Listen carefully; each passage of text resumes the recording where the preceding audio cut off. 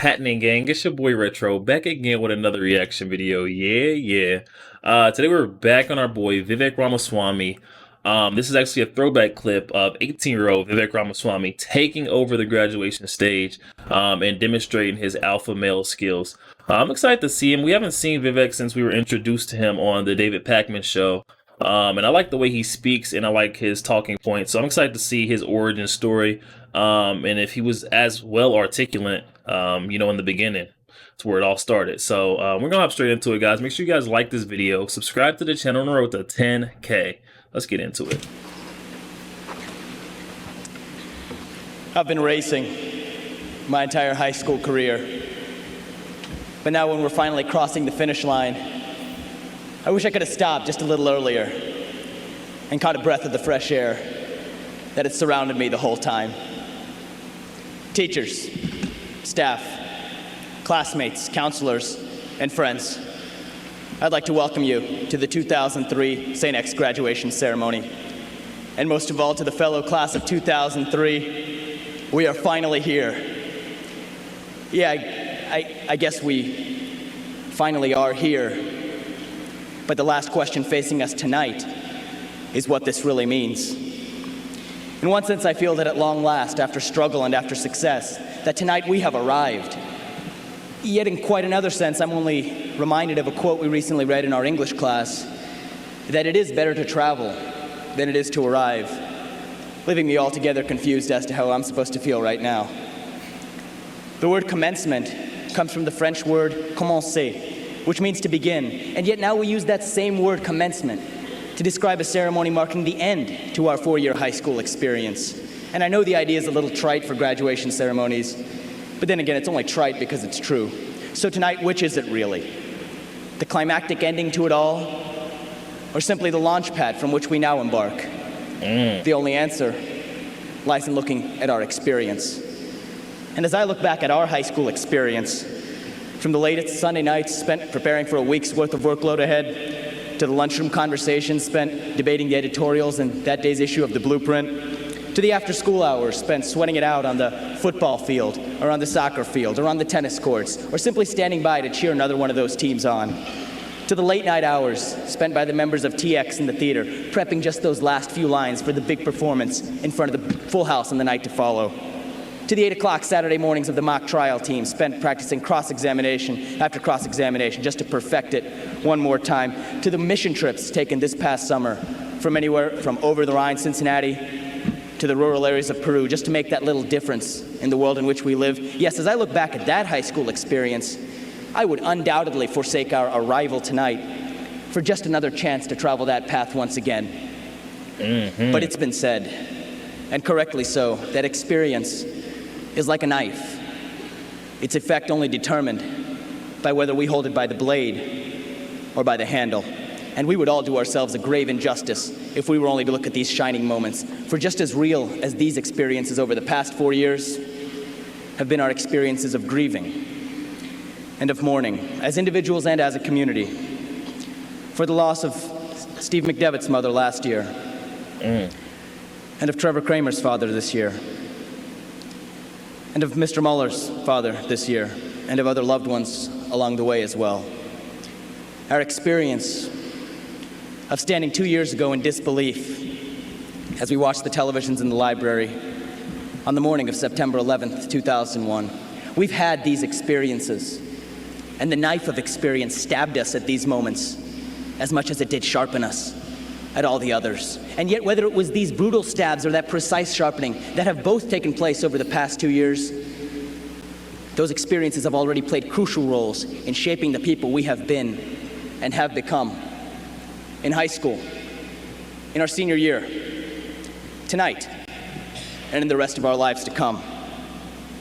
When I was trying to think of the moments that struck me most over the past 4 years, I was reminded of an encounter I had earlier in this year when I was volunteering at the Bethesda Hospital, when a man approached me in the hallway from behind, clutched me on the shoulder, and I turned around to face him, and he extended his hand out to me, and he said, "Class of 1985.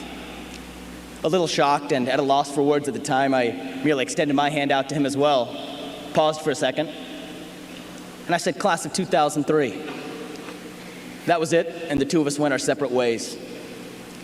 But as I turned around and walked away that day, and as I now turn around and look back at the time that's passed since then, I realized that when that man said class of 1985, he meant a lot more than just the date on which he graduated.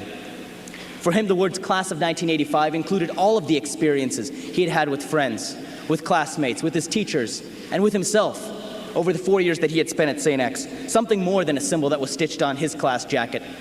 Something more than a phrase printed at the top of his program at graduation. Tonight, 18 years later, the situation is still about the same. Tonight, as we graduate, our potentially mindless response, class of 2003, takes on a whole new meaning, one that comes to collectively include the 4 years preceding it, more than just this graduation we've all been working toward. So 18 years from now, when we look someone in the eye and say that we were class of 2003 at St. X, what will that mean? What will we remember when we say that we were class of 2003? We might remember that we were yet another class to have the greatest number of national merit finalists in the state of Ohio. We might remember that our cross-country team won its second state championship when we were sophomores. We might remember our state run in football last year, the trip that many of us made to Canton, Ohio, and the bittersweet moment of ending up as runners-up. We might remember that we were the senior class when our swim team won its 25th state championship. Or we might remember that the best recognition our school could give for that 25th state title was an optional fifth period lunchtime ceremony. We might remember any and all of those things 18 years from now. But when we say class of 2003, I doubt it'll be any of those things that'll first come to mind. And I think that for each of us, it'll be something different. But I also think that even as early as tonight, we can all pretty accurately predict what that'll be, no matter how far ahead we look.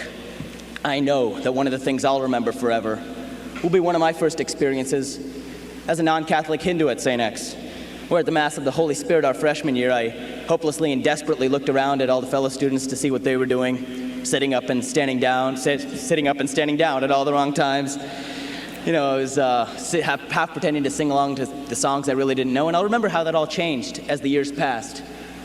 But if I'm to remember that experience 18 years from now, then I'll also be sure to remember my experience in my sophomore religion class, when I was exposed for the first time not only to the ideas of a Catholic school, but to the ideas of my peers, and eventually, of myself. And I'll definitely remember emerging from St. X with a personal faith that was neither Catholic nor strictly Hindu, but was finally something that I could call my own. As I was trying to figure out how I would end this speech tonight, I considered ending it with a mutual wish of good luck to everyone. But I'm glad I'm now stopping short of making that mistake. Because when I thought about it, I realized that wishes and luck alone are not responsible for why we're here today. Because it's neither wishing nor luck that's gotten us to where we are. It's not wishing that's letting us graduate. It's not luck that got us accepted into colleges. And it won't be wishing or luck that's going to carry us on its shoulders for the rest of our lives. We're not here because of our good luck alone. We're here because of our good work and God's help. And the sole end of that work shouldn't be achieving any great reward. Rather, it should just be doing the work itself and receiving nothing more. In a way to give and not to count the cost. It isn't about reaching the destination. It's all about making the journey to get there. And in the end, we might find ourselves at a destination far from the one we have in mind tonight. And so tonight, we find that this graduation, this commencement, is neither an end nor is it a beginning, but is simply another step on the journey along which we embarked long ago. Indeed, it is better to travel than it is to arrive. But if we look back at the travels over the past 4 years, we will realize that tonight is not the destination of those travels, but is instead only another stop on that journey. So tonight, let that journey begin. Actually, excuse me. It's already begun. Thank you all, and may God bless. I feel like I feel like that should have been like a roar, more of a roar, man. The way he's so poised, the way he spoke at 18 years old. I remember me at 18 years old and public speaking, I was all right. I mean, I could present, but to be that put together and have those well thought out thoughts and be able to, articulate it all in such a concise and a fun manner. I don't know, man. He was brilliant from 18 is what it looks like, and that was just like such a good commitment speech, basically letting everyone know like you either take this day to be the end, you've made it to your end point, or this is the launch pad for greatness, guys. We can do bigger, we can do better things. I feel like people in his class, I want to look up his '03 class at what was the school called?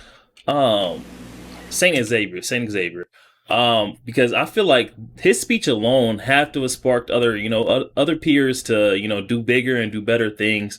I know a lot of people were sitting in the crowd just ready to get their diploma and be done with everything. A lot of people, they move on and they go like the trade school, or they just, go straight into the workforce. But after hearing a commencement speech like that, I'll be thinking about bigger and better things. Using this as a stopping. This is just a little stopping point. This is not our arrival. This is not our destination. We need to keep traveling on our journey. This is not where the end point. Like, oh my, that was brilliant. Yo, that was a Vivek Ramaswamy at 18 years old, 2003, taking over his graduation stage, absolutely killing it. I'm excited to see where this presidential race takes him in 2024, because this guy, he had very humble beginnings, and I can see he's really like a down to earth person, and he wants the best for us and the best for everyone.